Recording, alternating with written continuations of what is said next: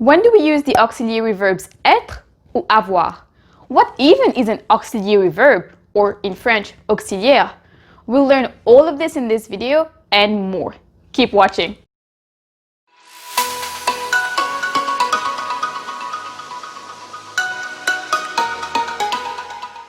Bonjour, bonjour! I'm Keshi and this is Let Us Learn French. In this video, we're going to learn all about auxiliary verbs. So what they are, what we need them for, and when we use each one specifically. If you're excited, give this video a big thumbs up and let's go! So first, what is an auxiliary verb? And what's all the fuss about it? So an auxiliary verb is needed when we have a compound tense, or in French, un temps composé. Now, what is a compound tense? It simply means a verb construction that has more than one word. An example in English would be the perfect tense or the present perfect. So for the verb to eat, we would say I have eaten. In the past tense or simple past, we simply say I ate, and that's just one word, ate. But I have eaten is made up of two words, so that's basically what a compound tense is. In French, we also have compound tenses, or des temps composés. For example, the past tense in French, or le passé composé, is a compound tense. Well, the name already says it. Passé composé is un temps composé. The verb to eat in French is manger. And manger conjugated in passé composé is like this. J'ai mangé, tu as mangé, il a mangé, elle a mangé, nous avons mangé, vous avez mangé, ils ont mangé, elles ont mangé. As you can see, it's made up of two words.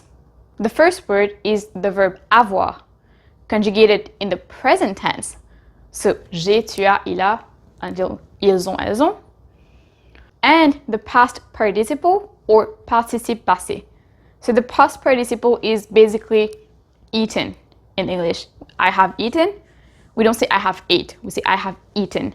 So eaten is the past participle. And in French, le participe passé, in this case, is manger. Written like this. By the way, if you don't know how to conjugate the verbs avoir and être in the present tense, go watch this video linked up there and in the description below, because you'll need the present tense of the verb être and avoir to be able to make the passé composé of any other verb, as we've seen there. So here, the verb avoir in this case is what we call the auxiliaire or auxiliary verb. So a compound tense in French, for example, le passé composé, is made up of an auxiliary verb and le participe passé or past participle. In other compound tenses in French, for example, plus que parfait, we will still have an auxiliary verb and a past participle, but the auxiliary verb will be conjugated in a different tense. For the passé composé, we conjugate the auxiliary verb in the present tense. This was one of the auxiliary verbs in French. We actually have two. So the other auxiliary verb is être, to be. So avoir was to have, être is to be. We have just seen an example of the auxiliary verb avoir being used. Now, let's take a look at an example with the auxiliary verb être, to be. The verb aller, to go, in the passé composé uses l'auxiliaire être. So this is how you would conjugate the verb aller in the passé composé. So you would say je suis allé, tu es allé, il est allé, elle est allée, on est allé, nous sommes allés, vous êtes allés, ils sont allés, elles sont allées. Auxiliaire être plus participe passé. Now the question is, how do I know which one I should use? When do I use être? When do I use avoir? Can I just use any one of them at any time? So can I just say je suis mangé or j'ai allé? No. You cannot do that. But there are some basic guidelines that can help you know which one you should use. So the first one is to smash that like button. Okay, the first actual guideline is that most verbs actually use l'auxiliaire avoir. For example, j'ai lavé, j'ai sauté, j'ai dansé, j'ai chanté, all use the auxiliary verb avoir. Point number 2, usually, verbs that describe motion would use the auxiliary verb être. For example, je suis monté, tu es descendu, il est venu, elle est partie. All use l'auxiliaire être. But that's not always the case. For example, voyager, to travel, technically describes motion, but it uses l'auxiliaire avoir. J'ai voyagé. But in most cases, verbs describing motion would use être. And a tip here would be that if you know that one motion uses l'auxiliaire être, then the opposite motion would also use l'auxiliaire être. I'll give you an example. Je suis sorti. I went out uses l'auxiliaire être. Je suis entré. I came in also uses l'auxiliaire être. Or, je suis monté. Je suis descendu. So the opposite motions would use the same auxiliaire usually. Point number 3, the verbs naître, mourir, décéder use l'auxiliaire être. Il est né or elle est décédée. A tip to remember this is that in English we use to be born. So we say he was born on this date. So in French we would say il est né. And now that you know that to be born uses l'auxiliaire être, the opposite, to die, also uses l'auxiliaire être.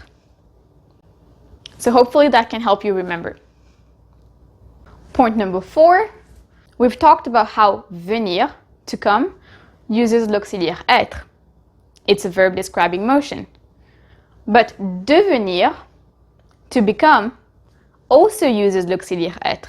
And revenir, to come back, uses l'auxiliaire être as well. So, venir, devenir, revenir, all use l'auxiliaire être. Point number 5. Verbs that are reflexive use l'auxiliaire être in their reflexive form.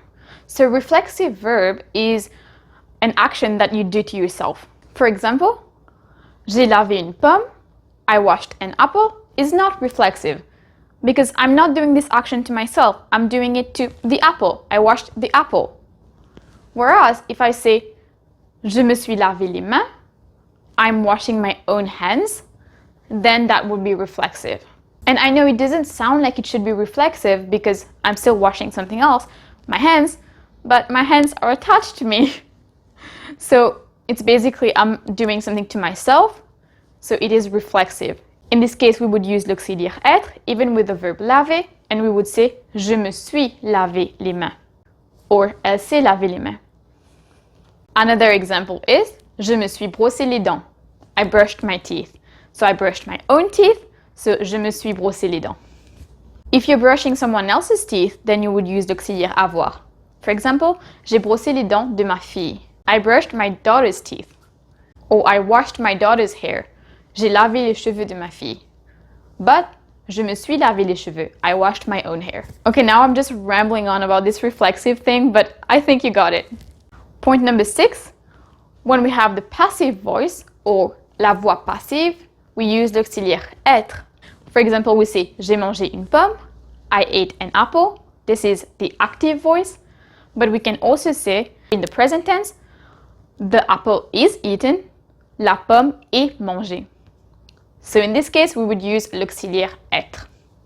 Again, you can think of it as you would say it in English, the apple is eaten. So this is the verb to be. In French, it also uses the verb to be. La pomme est mangée. Another way to look at it, if there is a COD, complément d'objet direct, then we would use l'auxiliaire avoir. We use the same example. J'ai mangé une pomme. J'ai mangé quoi? Une pomme. Une pomme is the COD. So we use j'ai mangé. And you might say, well, that doesn't help because you already said that manger uses l'auxiliaire avoir anyway. Well, okay, but we can also use that with a verb of motion. For example, monter. We usually say je suis monté, I went up. You can say j'ai monté les escaliers or j'ai descendu les escaliers. I climbed up the stairs or I went down the stairs. Or you can also say that for you're bringing something up, j'ai monté les chaises en haut. Or j'ai descendu les chaises. So even though monter and descendre would usually use être, in this case, because there is a COD, j'ai monté quoi? Des escaliers. J'ai descendu quoi? Des chaises. We use l'auxiliaire avoir. But now, just because when there is a COD we use l'auxiliaire avoir, doesn't mean that when there is no COD, we always use the verb être. For example, j'ai mangé. Simple sentence, I ate. There is no COD, but we still use l'auxiliaire avoir. So when there is a COD, we use l'auxiliaire avoir. When there is no COD, we don't know. Maybe it's l'auxiliaire avoir, maybe it's l'auxiliaire être. You have to use the other guidelines that we talked about today to help you identify if it's être or avoir that you have to use. By the way, if you're confused by the term COD or complément d'objet direct, and you don't really know what that is, make sure to watch this video up there or in the description below that talk all about COD, complément d'objet direct, and COI, complément d'objet indirect. They are very important concepts in the French language, and if you've seen a couple of French sentences, you've probably already come across COD and COI, even if you didn't know what they were. So make sure to check this video out. Now that we've learned all of this, can you make a sentence with l'auxiliaire être or avoir? Share your sentence in the comments below. I know this was a lot of information, but feel free to come back and watch the video again until it really sticks. This video is actually really important because it will help you conjugate verbs in the past tense. So this is a video that will come a little bit later, but this video is really helpful because you need to know about the auxiliary verbs before you can move on to conjugate a compound tense like le passé composé. If you liked this video and got value out of it, please give it a big thumbs up, subscribe and hit the bell notification so you never miss a video from us. Also follow us on Instagram at Let Us Learn French Official, where we give you a new French word of the day every single day. Also share this video with your family and friends who also want to learn French. And as a thank you for sharing, here are 2 other videos for you. Enjoy! Thank you so much for staying until the end. I'll see you next Sunday. Take care.